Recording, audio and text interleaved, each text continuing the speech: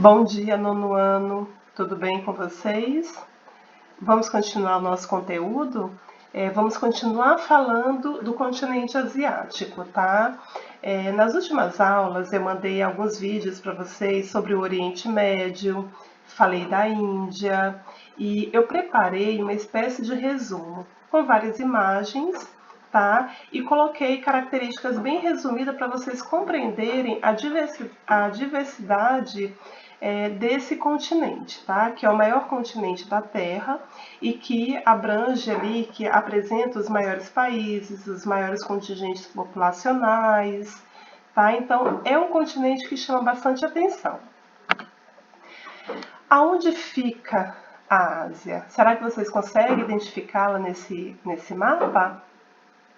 Aqui, se vocês observarem, ela está juntamente com a Europa. Nesse caso, a gente até pode usar uma denominação que é chamada de Eurásia, tá? Que é a junção do continente europeu com o continente asiático. Porém, é pouco usual essa denominação, tá? Porque Europa e Ásia são dois continentes com características muito diferentes. Inclusive, houve-se uma necessidade de dividi-los exatamente por conta disso, por conta dessas características bem diferentes de um continente em relação ao outro. Aqui eu coloquei o mapa do continente para vocês irem se familiarizando, inclusive, com os países que estão aí no continente, tá? A Rússia, né, que apresenta um território gigantesco, a China, a Índia, a Mongólia, a Indonésia, Japão. Então aproveitem, dê uma olhadinha para vocês irem se familiarizando com o território. Aqui coloquei mais um mapa, tá? Onde mostra aí as características do relevo. Observe que, inclusive, essa parte mais clara é a parte onde tem as altitudes. Aqui, olha, essa parte mais rosadinha é a parte onde apresenta as altitudes mais elevadas do continente asiático. E que, inclusive, ali na Cordilheira do Himalaia, o Monte Everest, com a maior altitude da Terra. Mais um mapa para vocês se familiarizarem de verdade com esse continente. E agora a gente vai falar um pouquinho dessas diversidades asiáticas, tá? A pluralidade cultural, tá? Que existe uma pluralidade cultural gigantesca. E eu coloquei aqui, né, as grandes civilizações que estão aí no continente. Nós temos a Cínica, que abrange lá a China, a Mongólia, a Coreia do Norte e também a Coreia do Sul, Taiwan e também o Sudeste Asiático. O Hindu, que está presente na Índia, a Islâmica, no Oriente Médio, e a Eslava. E as paisagens mais diversificadas, nós temos o Himalaia, né, que é toda a cordilheira do Himalaia, nós temos os planaltos áridos da China, as planícies geladas da Sibéria e aglomerações urbanas do litoral chinês, da Índia e também do território japonês. Aqui eu coloquei algumas imagens para vocês irem se familiarizando com esses povos, tá? São chamados povos orientais, porque eles estão mais... É um continente que está ali no extremo oriente. Mais imagens.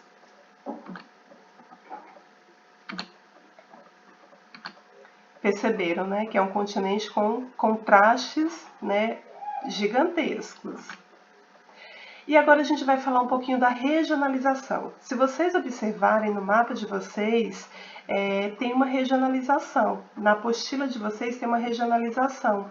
E eu vou falar do continente a partir dessa regionalização para ficar mais fácil para nós compreendermos, tá? Na Ásia Setentrional é a região glacial ártica, que compreende a Rússia em toda a porção oeste e leste do território. Apresenta o clima polar e também o clima subpolar, apresenta a vegetação de taiga e tundra e a existência de campos de exploração de petróleo e também de gás natural, e que a agricultura ela acaba sendo beneficiada pelo solo chamado Chernozem. É um solo mineral que é caracterizado por uma cor mais escurecida e está na classificação de solos mais férteis e agricultáveis do planeta. Aqui é a parte da Ásia, né, que nós estamos falando, essa regionalização. Aqui mais imagens. Aqui a extração de petróleo. E a gente vai falar um pouquinho do Sudeste Asiático, tá? Que são países continentais e insulares. Lembrando que quando eu falo de países insulares, eu estou me referindo às ilhas, tá? A países que apresentam ali em forma de ilhas, não só ilhas, mas também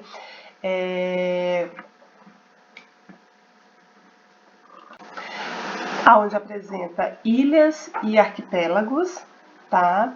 O clima apresenta um clima equatorial e também um clima tropical. A vegetação ela é composta por florestas bem exuberantes e essas florestas elas são características de um clima equatorial e também tropical. Está muito parecida com as florestas que nós temos aqui no Brasil, por conta do clima mais parecido com o que nós temos.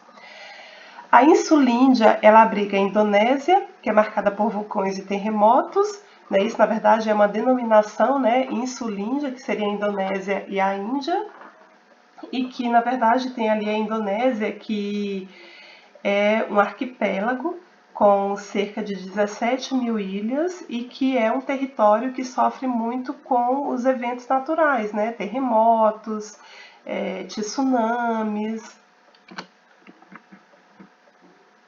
Aqui é a parte que nós estamos falando, tá? Mais imagens para vocês identificarem. Aqui uma imagem mostrando, né, o epicentro de um terremoto que aconteceu na Indonésia. E agora a gente vai falar da Ásia Central, tá? Que abrange ali o Cazaquistão, o Uzbequistão, Turcomenistão, Tadjiquistão e Quirguistão. São populações eslavas e turcas, né, ali com os muçulmanos. O clima é um clima mais seco, tá? Lembrando que lá apresenta o que a gente chama de clima continental. A continentalidade é muito presente nesses países, tá? Na Ásia Central, pelo fato de estar ali no centro do continente. A vegetação é constituída por estepes, tá? E dois rios se destacam, que é o Sir Dária e o Amudária. Os demais rios lá nessa região são rios temporários, que eles ocorrem mais em períodos de chuvas. Aqui é a imagem, tá? Da Ásia Central, aqui com os países que eu acabei de falar. Agora a gente vai falar do Oriente Médio, daquela região que já comentei com vocês, que vocês ficaram até meio confusos, né? Porque é uma região que apresenta uma diversidade em relação a tudo, né? É marcada pela presença árabe muçulmana. Irã e Afeganistão, embora de maioria islâmica, eles têm origem persa. Turcos não são árabes, eles são considerados turcos mesmos, tá? Israel tem como a sua maioria de povo judaico. Os rios Tigre e Rio Eufrates estão na península da Mesopotâmia, lá no Iraque. O clima é árido e também semiárido. A vegetação ela é composta por desertos. Essas características climáticas elas provocam a aglomeração populacional em cidades como Damasco, na Síria, e Riad, lá na Arábia Saudita, onde as águas subterrâneas elas afloram a superfície, então acaba proporcionando proporcionando uma vantagem ali à população, e a presença marcante de petróleo na região, tá? Que isso acaba apresentando interesses externos, tá? Inclusive vimos ali que a região do Oriente Médio, vimos naquele vídeo, é uma região que tem muitos conflitos, inclusive pelo fato da questão do petróleo, tá? E eu vou só ressaltar para vocês, né, sobre essa questão do petróleo, dos países que são grandes produtores de petróleo, que inclusive eles criaram ali a chamada OPEP, que seria a Organização dos Países Exportadores e Produtores do Petróleo, e que inclusive essa OPEP ela funciona como uma espécie de organização para poder controlar os preços de comercialização desse produto, tá? Aqui para vocês observarem a região do Oriente Médio, tá? Observe que foi aquela região que eu conversei com vocês, que eu passei um vídeo na última aula. Aqui eu coloquei, inclusive, essa charge, né, para vocês, o interesse dos países em relação ao Oriente Médio, né, que é ali o cara em cima de um barril de petróleo, e todo o sofrimento que isso causa à população da região. Vamos para a Ásia Meridional. Lá ocorre a presença de povos indianos e hindus chineses, o conflito entre Índia e Paquistão pela região da Caxemira, tá? Que é um conflito, inclusive quando houve a independência da Índia, o Paquistão acabou se separando, então a Caxemira é um povo onde busca por um território. Lá apresenta o clima tropical, inclusive apresenta o regime de monções, que eu já expliquei para vocês, onde apresenta as monções de verão e monções de inverno, sendo que as monções de verão elas ocorrem do oceano para o continente, levando ventos quentes e úmidos e causa enchentes e chuvas torrenciais lá no sudeste asiático, e as monções de inverno são os ventos que ocorrem do continente para o oceano. E esses ventos eles são frios e secos e que também causa consequências à região. A escassez de chuva e que isso acaba prejudicando muito a vegetação do lugar. Vegetação composta por florestas tropicais nas áreas mais úmidas.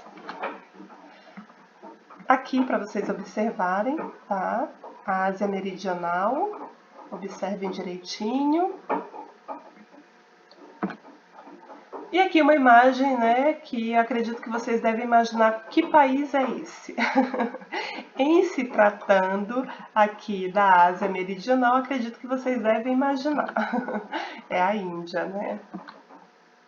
Aqui a questão da Caxemira, que inclusive é um conflito que nós vamos falar mais na frente. Aqui eu coloquei um pouquinho ali das monções para vocês entenderem, tá? Aqui são as monções de inverno, que eu expliquei agorinha, que os ventos se deslocam do continente para o oceano. E as monções de verão, os ventos se deslocam do oceano para o continente, tá?